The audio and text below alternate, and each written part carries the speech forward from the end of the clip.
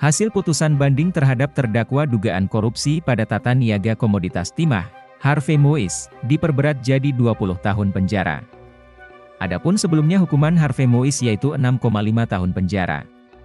Ketua Majelis Hakim Pengadilan Tinggi Jakarta, Teguh Haryanto, mengatakan Harvey Moise terbukti bersalah melakukan tindak pidana korupsi dan tindak pidana pencucian uang secara bersama-sama.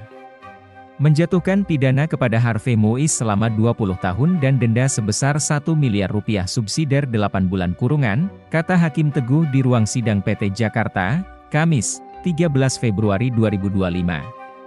Selain pidana badan dan denda, Majelis Hakim Banding juga menambah hukuman pidana pengganti Harvey Moise dari 210 miliar rupiah menjadi 420 miliar rupiah. Jika uang tersebut tidak dibayar dalam waktu 1 bulan setelah terbit keputusan pengadilan berkekuatan hukum tetap, maka harta bendanya akan dirampas untuk negara. Dalam hal Harvey tidak memiliki harta untuk menutup uang pengganti, hukumannya akan ditambah 10 tahun.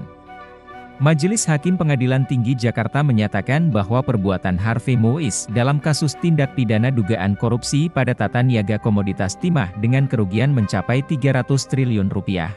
Sangatlah menyakiti hati rakyat Indonesia.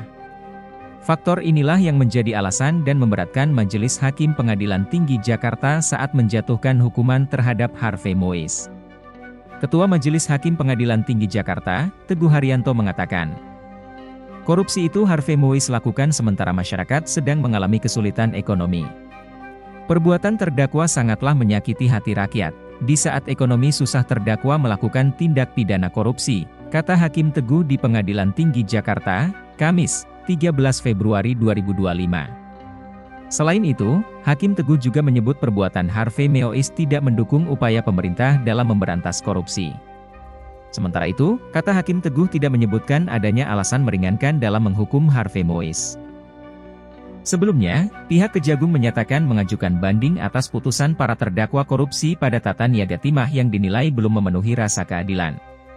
Kepala Pusat Penerangan Hukum, Kapus Penkum, Kejagung, Harli Siregar, mengatakan jaksa sebelumnya telah menuntut Harvey Moise dihukum 12 tahun penjara sesuai alat bukti di persidangan.